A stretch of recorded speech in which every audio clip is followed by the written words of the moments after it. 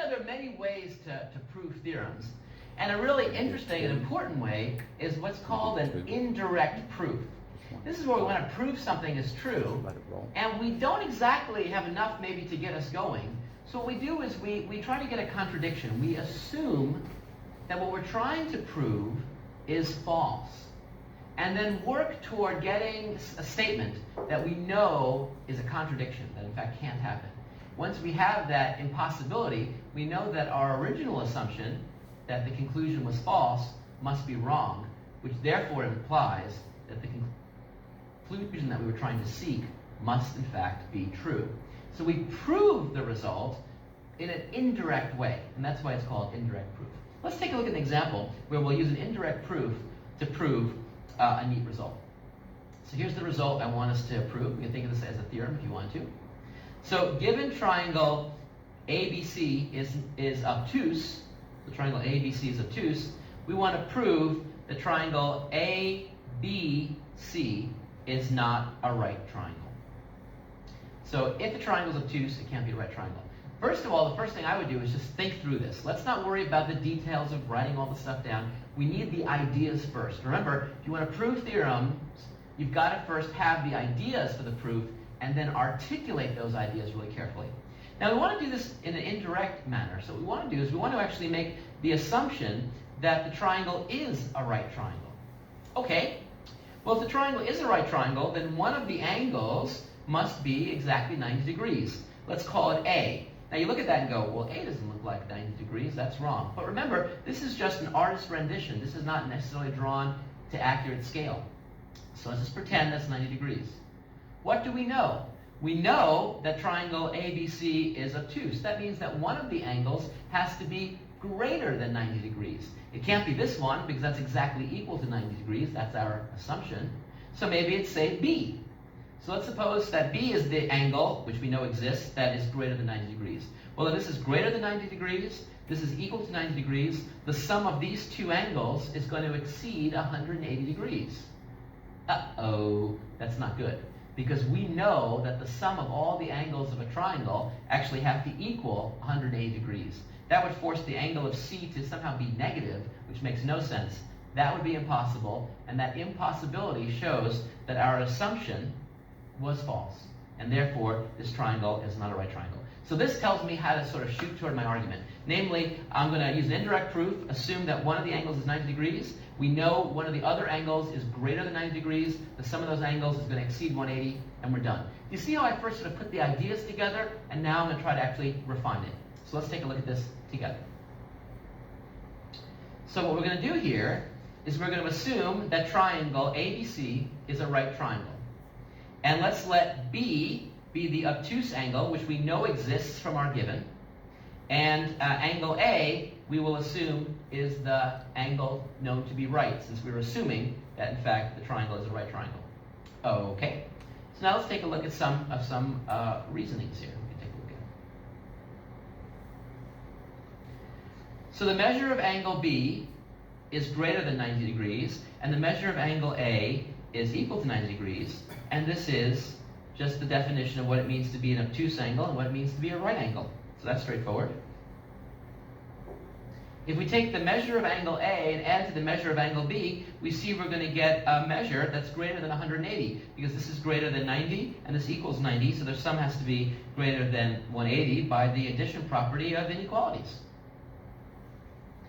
That would imply that the measure of angle C is less than 0 degrees, because we know that the sum of the angles of a triangle have to equal 180. That's the triangle sum theorem.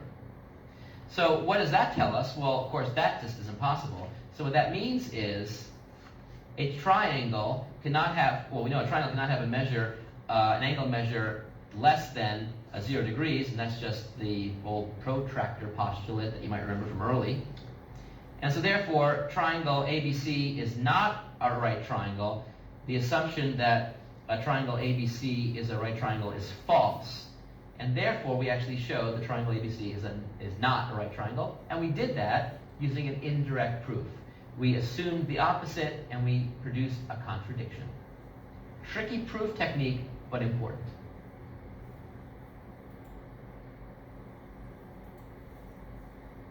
let's take a look at some inequalities involving one triangle. So here's a triangle, triangle LMN. And notice that we're given the side lengths. And our mission is to write the angles in order from smallest to largest. Now this seems a little bit problematic in so many questions in math because it seems like we don't have enough information. And that's the power of mathematical thinking and all the theorems we've been developing in geometry. They actually provide us with powerful tools that let us answer questions that on first inspection seem unanswerable. Well, the fundamental theorem that we're going to use here is that if we look at two sides and one side has a larger length than the other, then the opposite angles, the angles that are sort of opposite those sides, will actually have the similar size. So for example, I see here that this is the smallest side length. That means that this angle must be the smallest angle of all the triangles. This is the next largest length of the sides of the triangle, which means that the angle opposite here, L, must in fact be the next largest. And finally, this is the largest side, and that corresponds to the largest angle. So basically what we're seeing is the following theorem. That if I know that this side, AB, has a length that is greater than the side BC, then that tells me that this angle must be larger than this angle. So then the measure of angle C must exceed the measure of angle A. And using that property here, what I see is that since this is the smallest side, opposite it, in fact, is going to be the smallest angle. And so I see that the so the angle M is the smallest angle, followed by the angle opposite the side that has length 22.4, which is angle L, and followed by the largest angle, which is angle N. So there I've written the angles in order from smallest measure up to largest measure. Neat, great principle. How about this one? Here's a triangle, and the question here is, write the sides in order from shortest to longest.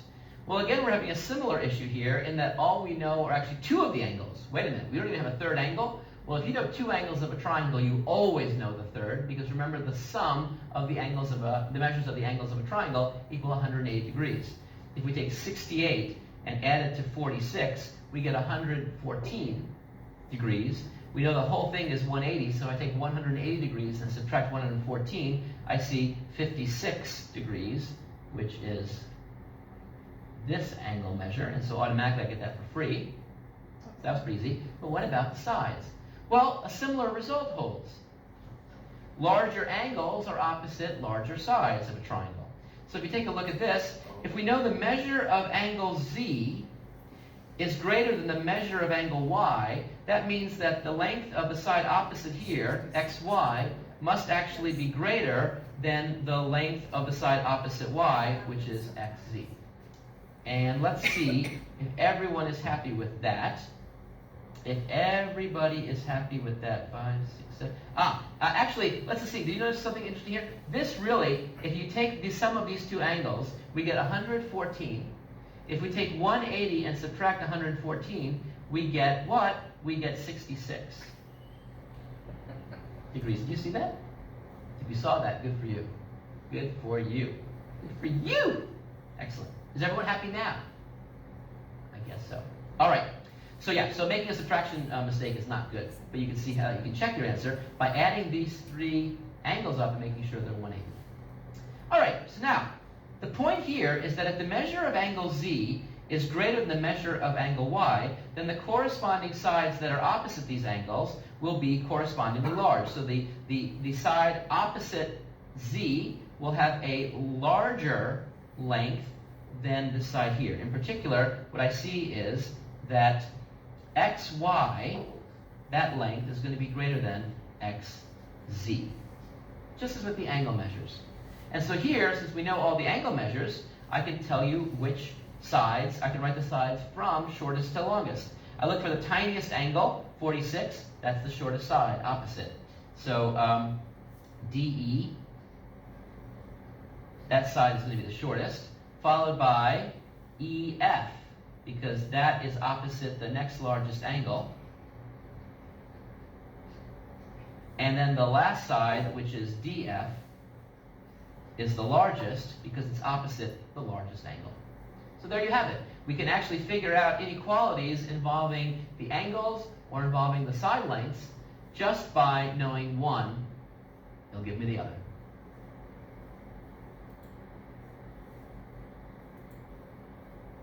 I mean, if we just are given any three positive numbers, is it the case that we can make a triangle where the lengths of the sides of the triangle are, in fact, those three positive numbers?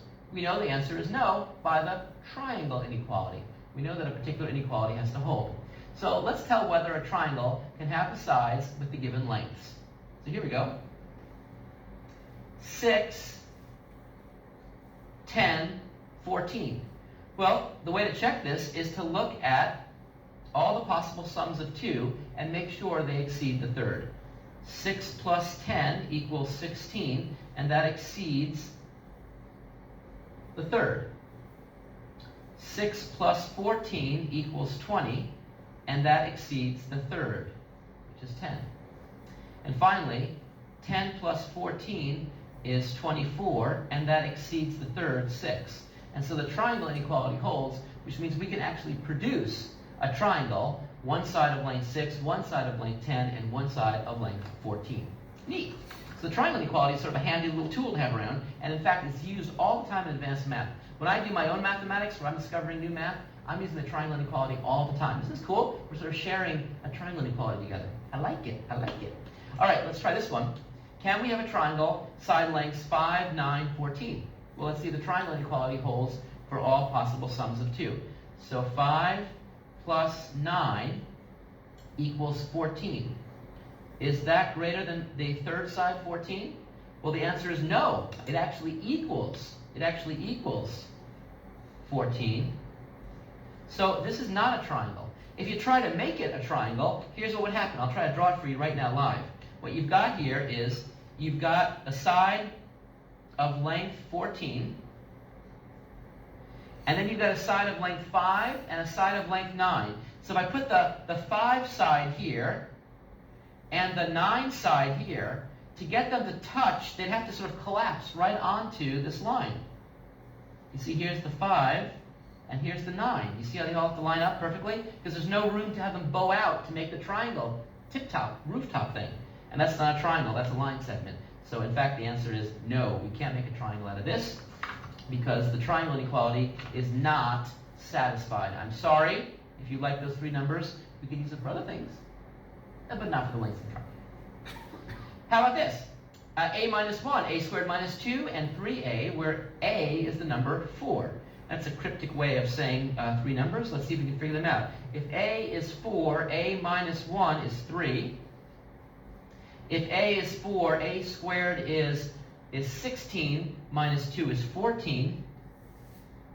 And if a is 4, 3a is 12. And the question is, will this form a triangle? Well, we ask if the triangle inequality holds for all pairs of sides. 3 plus 14 is 17, which exceeds the third side, 12. 3 plus 12 equals 15, which just barely exceeds 14, but it exceeds 14. All we care about is if it exceeds 14. And 14 plus 12, well, that's 26, which is certainly bigger than 3. And so, yes, you can have a triangle that has these lengths. Very, very, very cool. The triangle inequality, something not to be messed with.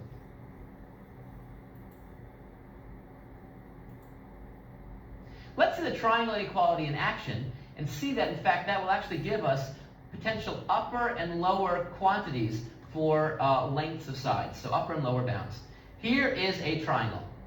We're told that this side is length 9, this side is length 5, but we don't know what this side S is. It could be really small, it could be really large. And we want to know upper and lower bounds for the largest that S could be and the smallest that S could be. Well, we can use the triangle inequality. And we can actually think about this sort of visually too. See, here I have a triangle, and one side is length 9, and one side is length 5. And so now, what are the possibilities? Well, see, there's lots of possibilities for S. S could be quite long, or it could be quite small. What's the smallest it could be? Well, imagine the degenerate triangle where we collapse this down. That's still a triangle, but now it's no longer a triangle. What would this length right here be? Well, that length would be 4, because if this is 5 and the whole thing is 9, this is 4. So as long as the side is a little bit bigger than 4, I'll actually have a triangle. That immediately tells me that S has to be greater than 4. Anything greater than 4 will work. But could it be arbitrarily large? Well, let's see. If we swing it around this way, what's the greatest that S could be? Well, notice that if we hit here, then these are actually in the same straight line again. We're in trouble. That's not a triangle. What would that length be? That length would be 9 plus 5, which would be 14. But if we have it just a hair under 14, that's a completely fine triangle. So the upper bound is going to be 14. So by the triangle inequality, we can see that S has to live between 4 and 14. And notice that it's strict inequality. We're not allowed to actually equal that. And you can see that if we had this thing, for example, be 4, if S equals 4, then the triangle inequality would not hold, because 4 plus 5 would equal 9, and it has to exceed 9. So S has to be a little bit bigger than 4, and S can't be 14 or larger, because if it were, then the triangle inequality would not be satisfied, because then what we'd see is we'd see that 9 plus 5, which equals 14, would not exceed the third side, which would be 14. So really S lives in between 4 and 14, not including those values. But anything else is completely fine, and here's the range. Any of those triangles would work, even here. That's it.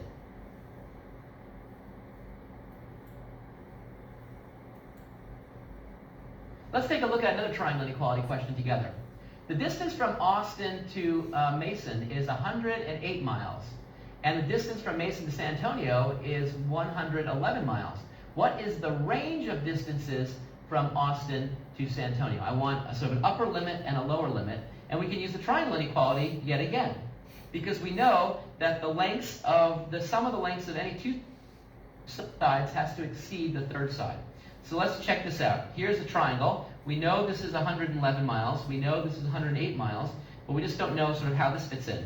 What's the world's smallest it could be? Well, this side plus this side has to exceed this side, which means that this has to be bigger than what? Well, this is 111 and this is 108, and this has to be bigger, the sum has to be bigger, and this has to be bigger than 3, because 3 plus 108 would equal 111.